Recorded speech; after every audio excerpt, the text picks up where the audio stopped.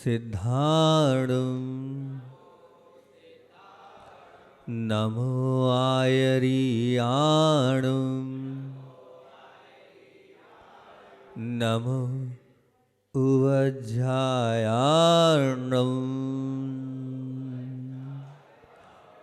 नमो लोये सवसाहुणं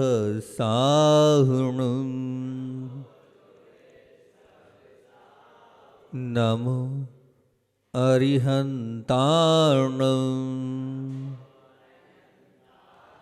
नमो सिद्धार्णं नमो आयरियाणं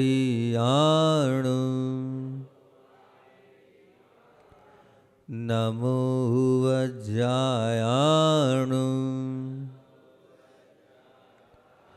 नमो लोये सवसाहुणं नमो अरुहन्ताणं नमो सिद्धाणं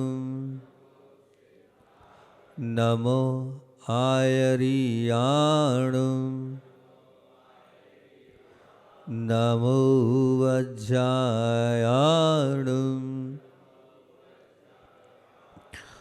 नमो लोये सवसाहुणं सकल गेय गायक तदपि निजानंद रसलीन सो जिनेन्द्र जयवंत निज अरिरज रहस विहीन। बोलिए देवादिदेव 1008 मूल नायक श्री शांतिनाथ भगवान की जय हो। परमोपकारी आचार्य भगवंत विद्यासागर जी महामुनि राज की जय हो। पूज्य 108 श्री संधान सागर जी महाराज की जय हो। परम पूज्य मुनि श्री 108 दुर्लभ सागर जी महाराज की जय हो। समस्त मुनि संघ की जय। अभिमान पर चर्चा चलते हुए 21 वक्तव्य अपने हो चुके हैं। अभिमान एक ऐसा तत्व है जो हमें ऊपर नहीं उठने देता है। और कहा है कहने वालों ने इस अभिमान के लिए, क्या कहा है? अभिमान मुर्दे के समान है। अभिमान मुर्दे के समान है। क्यों है मुर्दे के समान?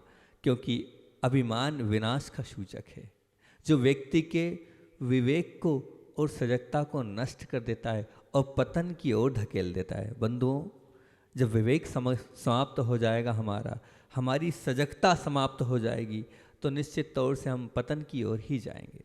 विवेक और सजगता दोनों का नाश करने वाला अभिमान है। ऐसा आचरण करने वाला जिंदा रहते हुए भी क्या है? मुर्दे के समान है। कैसा है वो? मुर्दे के समान है, क्योंकि ना तो उसके पास विवेक है ना उसके पास सजगता है। वो विवेक और सजगता खो चुका है, तो वो निश्चित तौर से मुर्दे के समान है और वो धर्म से तो कोसों दूर हो ही जाता है। अभिमानी व्यक्ति कहा भी है, बहुत अच्छी बात कही है। क्या कही है? अकड़ खांस मुर्दे की पहचान है। अकड़ खांस मुर्दे की पहचान है, झुकता वही जिसमें कुछ जान है। क्या बात बोली है? अकड़ खास मुर्दे की पहचान है, झुकता वही जिसमें कुछ जान है। जिसमें क्या है? थोड़ी बहुत जान है, वही झुकता है और कोई दूसरा नहीं झुकता हैगा। अगर आपके अंदर जान होगी तो निश्चित तौर से आप झुकोगे, आप नमोगे, आप दूसरों के आगे अपने आप को विनयशील बनाओगे। नहीं, अगर आपके अंदर अभिमान है तो आप झुकोगे नहीं। एक बात स्पष्ट ध्यान रखना, क्योंकि जो व्यक्ति झुकता है तो समझना वो स्वभाव को प्राप्त करता है। जो व्यक्ति झुकता है अर्थात वो स्वभाव को प्राप्त करता है। स्वभाव असीम है, स्वभाव जो है बहुत असीम है, उसकी सीमा नहीं है, सीमा से परे है वो स्वभाव। और जो विभाव है उसकी सीमाएं हैं। क्योंकि स्वभाव क्या है? स्वभाव है क्या आखिर? स्वभाव मतलब जो स्व से उत्पन्न होता है, स्व में ही होता है, उसका नाम स्वभाव है। जो स्व से उत्पन्न होता है और स्व में होता है उसका नाम स्वभाव है। और जो पर के माध्यम से आता है उसका नाम विभाव है। ये स्वभाव और विभाव है। तो ज्ञान आपका स्वभाव है।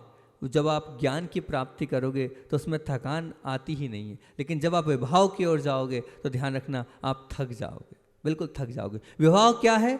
आदमी की एक धारणा होती है कि हम क्रोध कर लें, हम थोड़ा सा गुस्सा दिखा दें तो अपने आप सामने वाला दब जाएगा। उसको सीधा करना है, थोड़ा अभिमान दिखा दें, थोड़ा गुरूर दिखा दें तो सामने वाला निश्चित तौर से झुक जाएगा, दब जाएगा और मैं जैसा करता हूँ वैसा करता चल जाएगा। एक बात ध्यान रखना, बहुत अच्छा सा एक उदाहरण देता हूँ।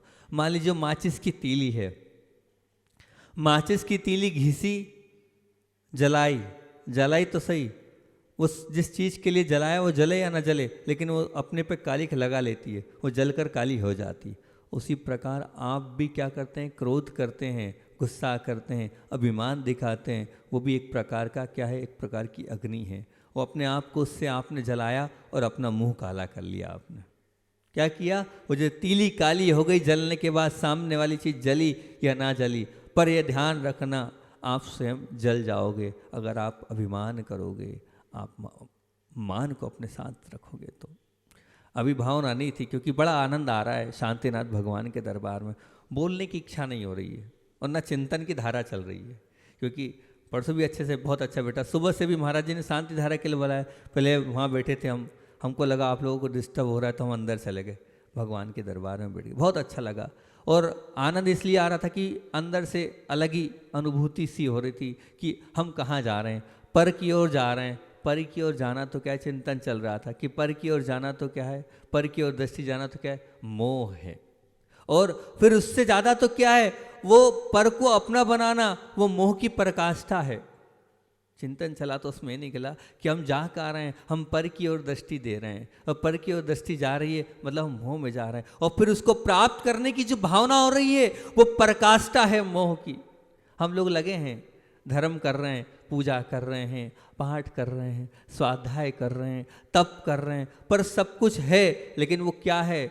मूलतः तो उस स्व आत्मा की प्राप्ति के लिए होना चाहिए, उस आत्मा के साध्यभूत आत्मा की प्राप्ति के लिए वो लक्ष्य होना चाहिए। लेकिन हम इसी में उलझे हैं, हम आत्मा की तरफ जा ही नहीं रहे। वो आध्यात्मिक ज्ञान जीवन में जो प्रकाश फैलाता है, वो ज्ञान ऐसा है जब आप आत्मा की ओर जाओगे, जब आप अपने अंदर उतरोगे तो बड़ा आनंद आएगा। वो क्या करता है? वो जो जाता है वो अपने आप ऐसा तृप्त होता है, उसको बड़ा आनंद आता है। ध्यान रखना, लेकिन वो ज्ञान कब प्राप्त होगा? वो प्राप्त होगा जब वो ज्ञान गुरु की शरण से ही मिलता है, हर कहीं नहीं मिलता। जब ऐसे ज्ञानी साधु के पास जाके बैठोगे आप, उनकी सन्निधि को प्राप्त करोगे आप, तभी वो ज्ञान के चक्षु आपके खुलेंगे, तभी आप आत्मा की ओर जा पाओगे। क्योंकि ज्ञान से आत्मबोध की उत्कंठा जाग उठती है और मन के जो कपाट है वो खुलते चले जाते हैं। अभी आपके मन के दरवाजे लगे हुए हैं।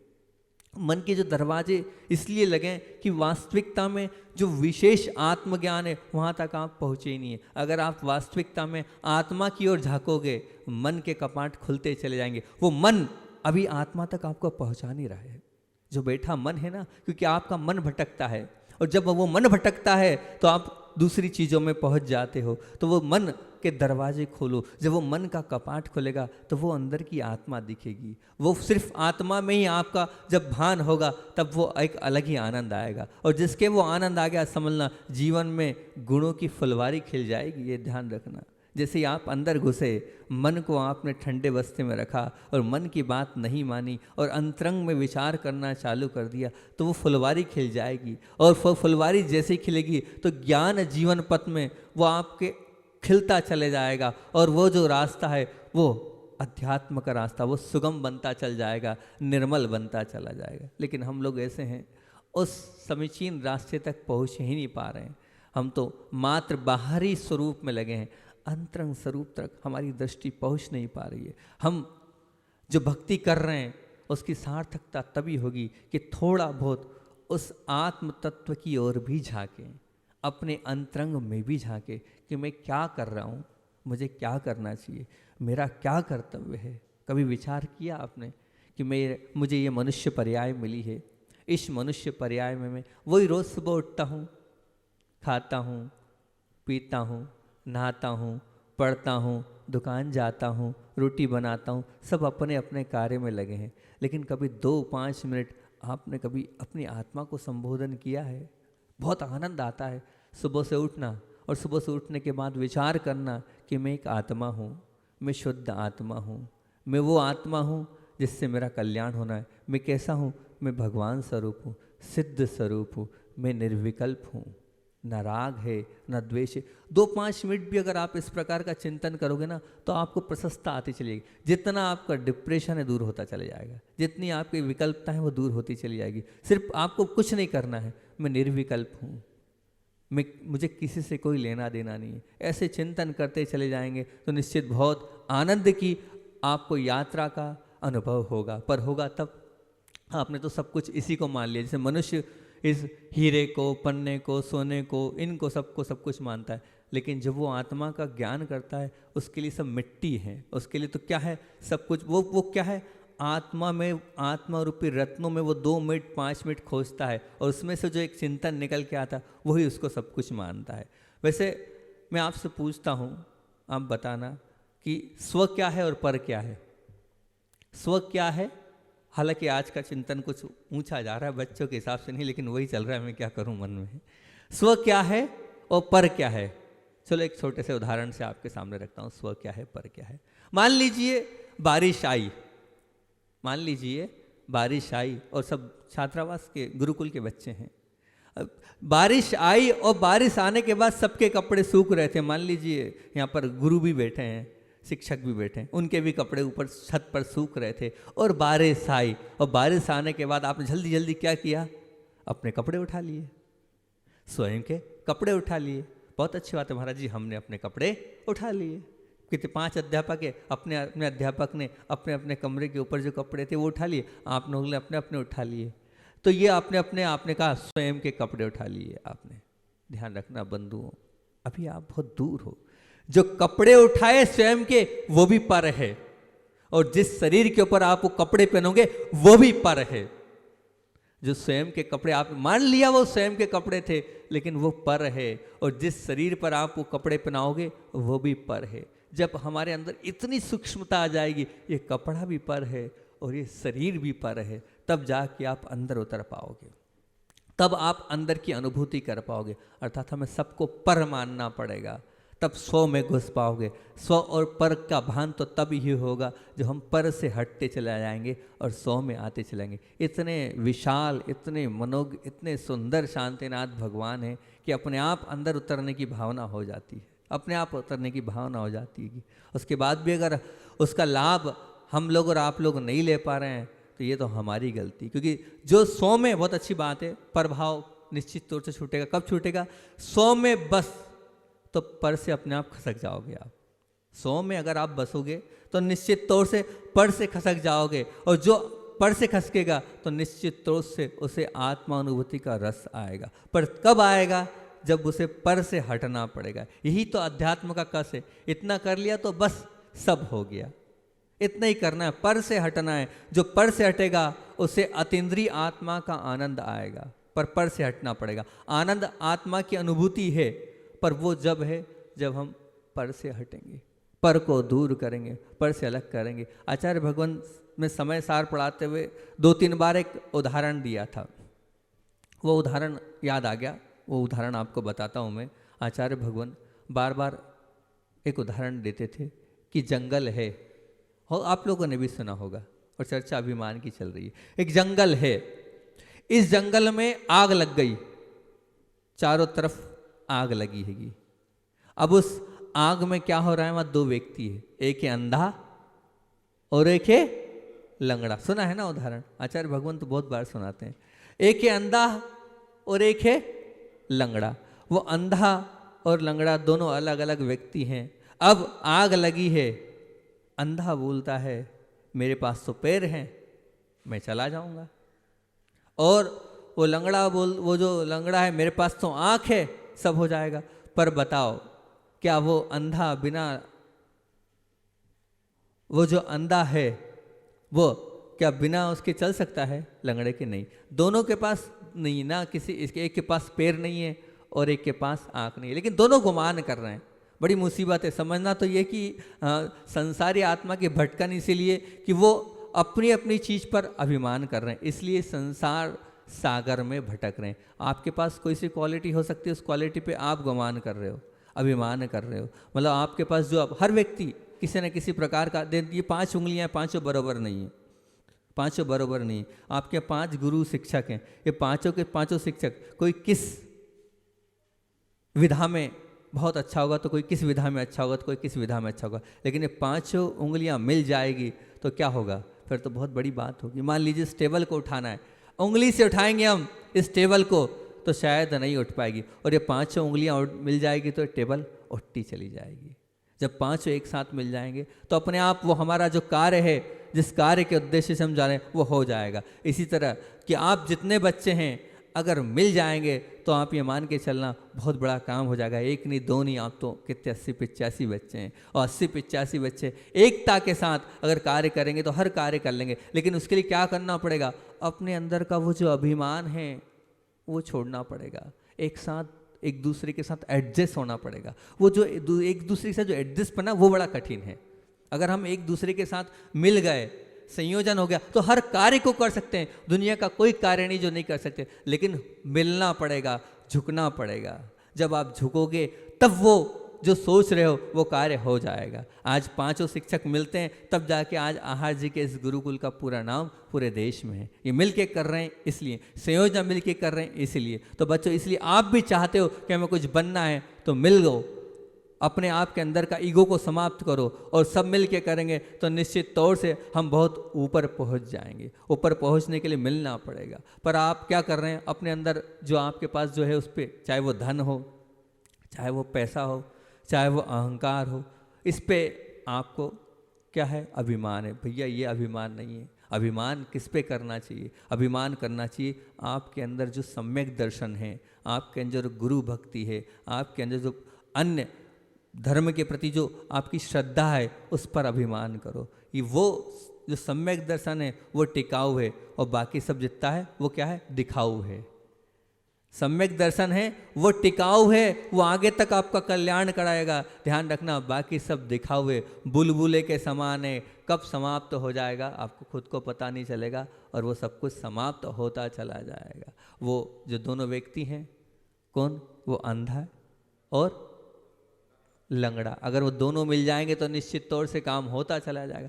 कहा भी है, जो एक दूसरे के मिलकर हम अगर कोई काम करते हैं तो निश्चित तौर से वो काम होता ही है। स्वयं अगर हमें बड़ा बनना है तो हमें धर्म के साथ और सबके साथ मिलकर करें। अब वो चाह तो नहीं रहे, दोनों एक दूसरे के गुए, लेकिन फिर भी अंदर से आवाज़ आई और गुरु ने संबोधन दिया, मिल जाओ। अगर आप लोग मिल जाओगे तो निश्चित तौर से आपका वो सब अच्छा होता चला जाएगा। और वो मिल गए, और जब वो मिल गए तो अपने आप उस आग से बच गए। अगर नहीं मिलते तो क्या होता, उस आग में क्या छोड़ती अग्नि कि नहीं भैया मैं कृपा करती हूँ, तुम लंगड़े हो तो मैं तुम्हें नहीं जलाऊंगी, मैं कृपा करती हूँ कि तुम अंधे हो तो मैं तुम्हें नहीं जलाऊंगी। नहीं, अग्नि ना लंगड़ा देखती ना अंधा देखती, वो तो सबको जला देती। परंतु आप दोनों एक हो गए, और एक अंधा था वो रास्ता दिखाता चला गया, वो रास्ता दिखाता चला गया, और लंगड़ा उसके ऊपर बैठता चला गया,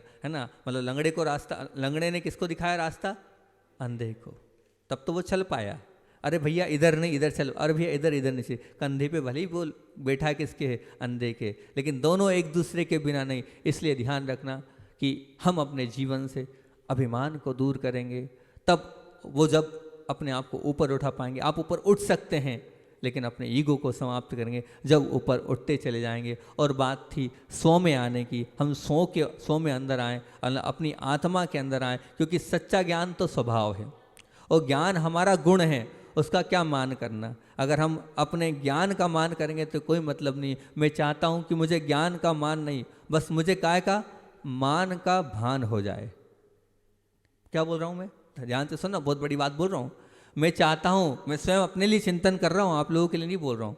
मैं चाहता हूँ मुझे ज्ञान का मान नहीं, बस मुझे मान का ज्ञान हो जाए कि यहाँ मेरा मान आ रहा है। हम अक्सर बातों ही बातों में अपने मान को प्रस्तुत कर देते हैं, और वो मान का भान नहीं होता, मान का ज्ञान नहीं होता। और जब वो मान का भान नहीं होता और जब वो मान का ज्ञान नहीं होता है तो कर्म बनते चले जाते हैं, और फिर हम उस कर्म की श्रृंखला से जगड़ते चले जाते हैं। बस मैं तो यही प्रभु से बार बार भावना बाता हूँ कि मुझे मान का ज्ञान हो जाए और मुझे मान का भान हो जाए, तो निश्चित तौर से मैं अपने आप अंतरंग में उतरता चलता जाऊँगा। क्योंकि मान का मुझे भान हो जाएगा तो कहाँ पर मैं मान कर रहा हूँ, तो उस मान से अपने आप दूर होता चला जाऊँगा। और कोई बहुत बड़ी कठिन बात थोड़ी है, लेकिन उस मान को समझना आपको स्वयं को पड़ेगा, उतरना आपको अपने आप से पड़ेगा, तब वो मान दूर होता चला जाएगा। वो दूर हो, यही हमारी भावना है। और जैसे कि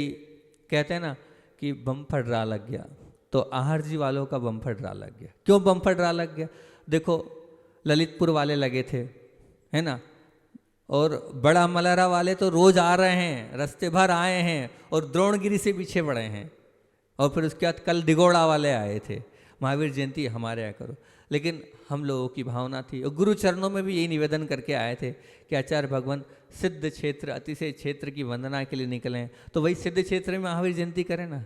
तो यहाँ की भावना थी, और शांतिनाथ भगवान को देखकर तो और भाव हो गए कि अपने को कहीं नहीं जाना, अपने को तो महावीर जयंती यहीं की करना है। और आपकी भावना भी पूरी हुई, और आपकी भावना भी पूरी हुई कि वर्तमान शासन नायक महावीर भगवान की इस महावीर जयंती को अपन लोग मिलकर यहीं पर मनाएंगे और कुछ नया अपने जीवन में लाएंगे, कुछ नया अपने जीवन में उतारेंगे। इस भावना से महावीर जयंती को अपन मनाने जा ही रहेंगे। और विधान तो महाराज जी ने बता ही दिया, आप लोगों ने कल आई थी यहाँ की समाज और कमेटी निवेदन करने कि महाराज जी हम चाहते हैं कि कल भी विधान हो, परसों विधान हो। मैंने कहा करना आपको है, हमें तो करना नहीं है। आप बुलाओगे तो हम आ जाएंगे, क्या बाधा है? कोई बाधा वाली कोई बात ही नहीं है। आपकी भावना है तो बहुत अच्छी बात है। हमने कहा है कहाँ, समाज कहाँ है? हमने पूछा, बोले हमारे बच्चे लोग तो हैं, वो तो बैठेंगे ना। बहुत अच्छी बात है, जितने आएंगे उतनी बहुत अच्छी बात है। अच्छे भावों से महावीर जयंती आप मनाओ, महावीर भगवान की आप भक्ति करो। रोज अपन आचार्य भगवान का कोई ना कोई संस्मरण लेते हैं, कोई ना कोई आपके अंत में बात जरूर बोलते हैं। तो एक बहुत पुराना संस्मरण, क्योंकि अभी वैसे तो एक बात बताऊँ, मैं इतने काफ़ी समय से रोज़ आचार्य भगवान का कोई ना कोई संस्मरण सुनाता हूँ, कोई ना कोई संस्मरण सुनाता हूँ। तो जितने मेरे पास से करीब जो मेरे जीवन के साथ घटे थे लगभग, वो तो बहुत कुछ सुना चुका हूँ। पर अभी आचार्य भगवान की एक पुस्तक हैगी जो पूज्य धैर्य सागर जी महाराज जी से चर्चा हुई, तो उनसे चर्चा हुई तो उन्होंने बताया कि महाराज जी है हमारे पास 3-4 जो गुरु जी के पुराने संस्मरण। तभी वही पुस्तक में यहाँ आया हूँ, जब से वही पढ़ रहा हूँ, पुरानी पुस्तक पढ़ रहा हूँ जो आचार्य भगवान के पुराने मतलब बहुत अच्छी अच्छी चीज़ जिससे मोटिवेशन मिले वो मिली। तो कल परसों एक पढ़ा मैंने, तो वो बहुत अच्छा लगा। उस 74-75 की ही बात होगी, राजस्थान में ही आचार्य भगवान थे। और उस समय क्या था कि जून का समय था और जून में पानी गिर गया। पानी गिरने के कारण जो थोड़ी सी ठंडक थी, लेकिन दिन में जो है गर्मी थी और रात में ठंडक थी। अब आचार्य भगवान तो और जो छोटा सा संघ था, एक क्षुल्लक जी थे और एक 2 क्षुल्लक जी थे, आचार्य श्री थे, और वहीं पर ऊपर छत पर रुक गए क्योंकि गर्मी बहुत थी।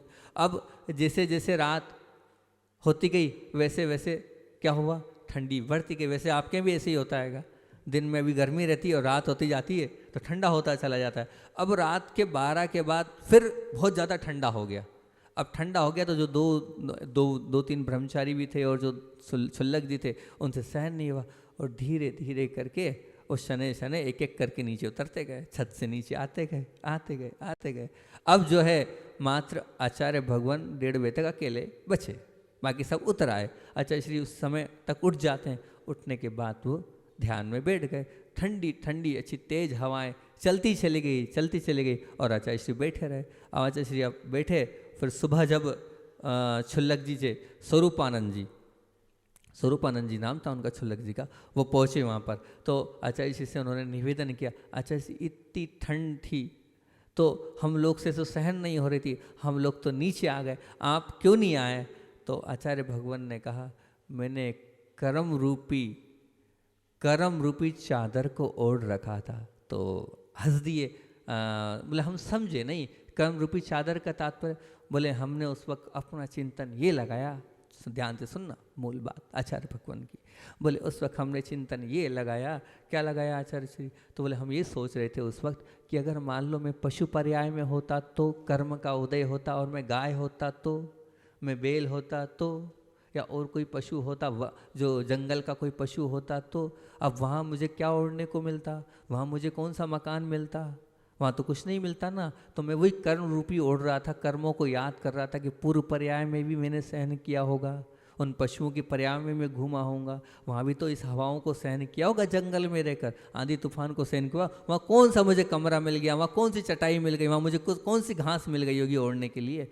तो बोले इसलिए मैं उस कर्म रूपी चादर को ओढ़ रहा था, अपने आप को मैं मान रहा था कि मैं तो पशु तुल्य हूँ, क्योंकि पशु भी जैसे नग्न होते वैसे मैं भी नग्न हूँ। और उसको सोचते सोचते और उसका चिंतन करते करते रात निकाल दी। सब लोग बड़े प्रसन्न हुए। तो ये है चिंतन पूज्य गुरुदेव का। ऐसा चिंतन करते करते बड़े बड़े उपसर्ग और बड़े बड़े परिचय भी वो सहन करते चले जाते हैं। बोलिए आचार्य भगवान विद्यासागर जी महामुनि राज की जय।